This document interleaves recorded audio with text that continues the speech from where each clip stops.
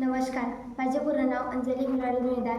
मी इयत्ता 9वीची विद्यार्थिनी आहे. माझ्या शाळेचे नाव शिवाजी विद्यालय तुळशी, तालुका देसाईगंज, जिल्हा गडचिरोली.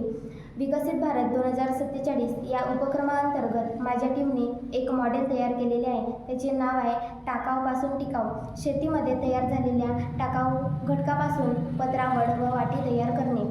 मी माझे मॉडेल कसा कार्य करतो त्याबद्दल माहिती सांगणार आहे.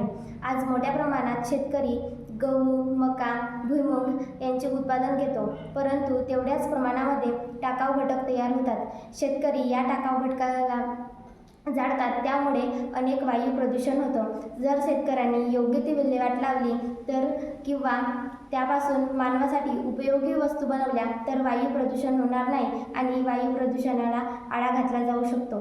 शेतीमध्ये तयार होणाऱ्या टाकाऊ घटकांना शेतकरी योग्य ती विल्हेवाट न लावता त्याला जाळून टाकतात. त्यामुळे मोठ्या प्रमाणात वायू प्रदूषण होतं आणि जमिनीतील उपयोगी सूक्ष्मजीव नष्ट होतात आणि जमिनीची सुपीकताही कमी होते. या समस्येमुळे हवा प्रदूषित होऊन त्याचे विपरीत परिणाम मानव तथा अन्य इतर सजीवांवर होतो आणि पर्यावरणाची शुद्धताही कमी होते.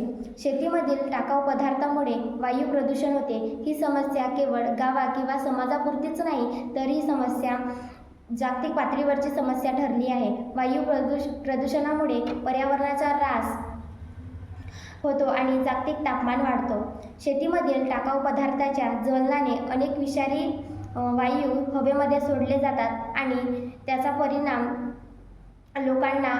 परिणामामुळे लोकांना अनेक समस्या उद्भवतात, जसे की डोळ्यांचे आजार, श्वसनाचे रोग, जागतिक तापमान वाढ.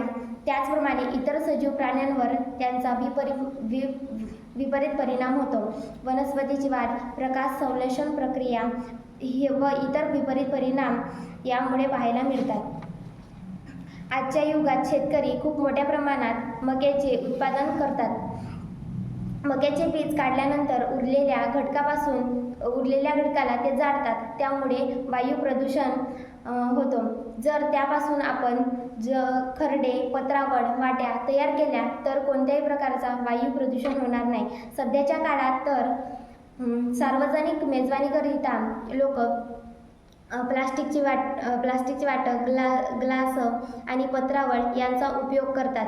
त्याऐवजी आपण शेतीतील मिळणाऱ्या टाकाऊ घटकापासून पत्रावळ, वाटी किंवा खरडे तयार केले तर त्यांना वापरात आणल्यानंतर त्यांपासून खतसुद्धा निर्माण होईल आणि त्यापासून कोणत्याही प्रकारचे वायू प्रदूषणसुद्धा होणार नाही.